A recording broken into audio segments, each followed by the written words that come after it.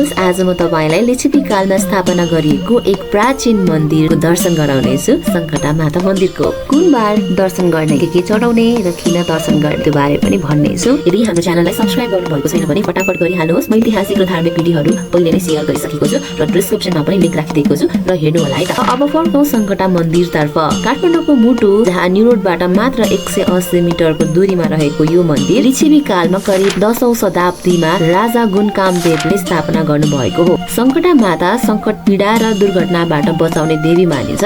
त्यसैले शनिबार विशेष गरी धेरै भिडभाड हुने गरिन्छ। शनिबार विशेष गरी दर्शन गर्नाले शनिको दोष हट्ने विश्वास गरिन्छ। यहाँ कुल 11 वटा क्षेत्रपाल छन्। ती क्षेत्रपालहरूको पूजा पनि विशेष मन्त्र र विधि साथ गरिन्छ। वर्तमानमा सङ्कटा मन्दिरका पुजारी दयानिधि श्रेष्ठ हुन्, जसको परिवार पिढीऔंदेखि सेवा गर्दै आइरहनु भएको छ। यहाँ घण्टी बाँध्ने, बत्ती बाल्ने र मनोकामना गर्ने परम्परा आज पनि जीवितै छ। तामाको भाँडा, तिल, जौ, कालो कपडा, निलो कपडा र कालो दाल, नुन, तोरीको तेल अर्पण गर्ने चलन रहेको छ। तपाईले सङ्कटा मन्दिरको दर्शन गर्नु भएको छ कि छैन भने पक्कै दर्शन गर्नुहोला।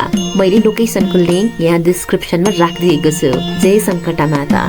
शान्ति, मनको शान्ति नै सबैभन्दा ठुलो कुरा हो।